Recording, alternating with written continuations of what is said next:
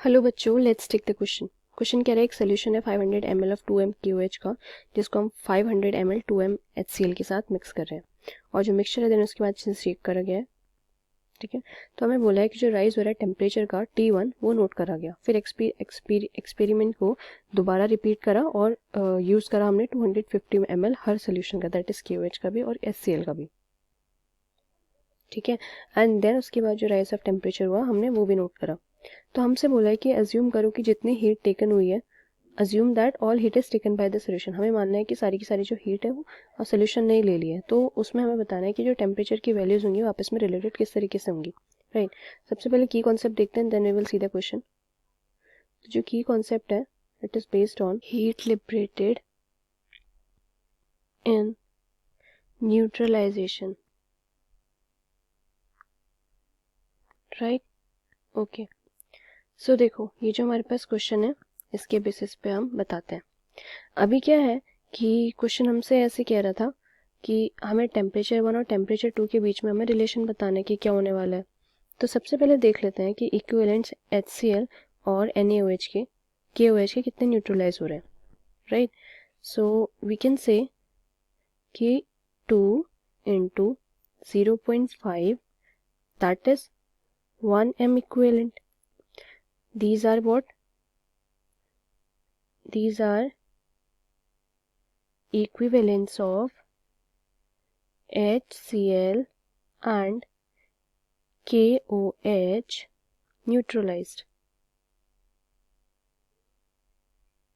Right? Okay. तो देखो, जो Q की वैल्यू है that is heat transfer is M into S into T1 से कैलकुलेट करते हैं। अगर हम कहें कि if heat liberated in neutralizing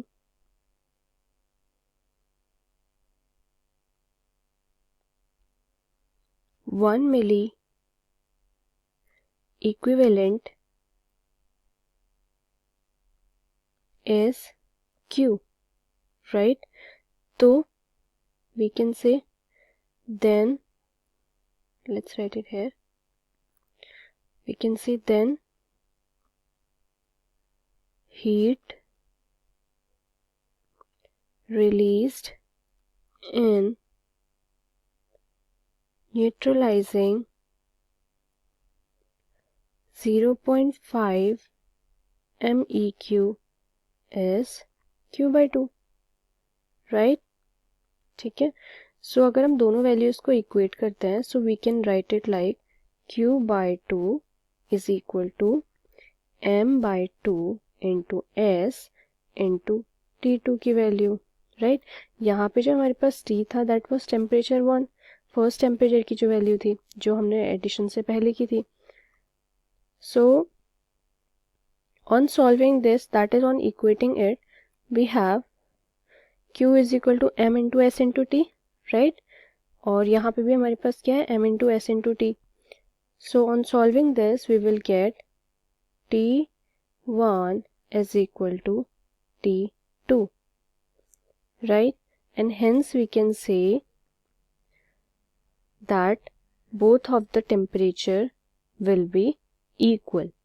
The rise in temperature for both of the time, जब शुरू में हमारा टेम्परेचर राइज हुआ था और जो बाद में टेम्परेचर राइज हुआ था, तो दोनों के टाइम पे जो टेम्परेचर होगा that will be same. So we have T1 is equal to T2 in option number A, and this is our answer to the question. I hope you understood. Thank you, students.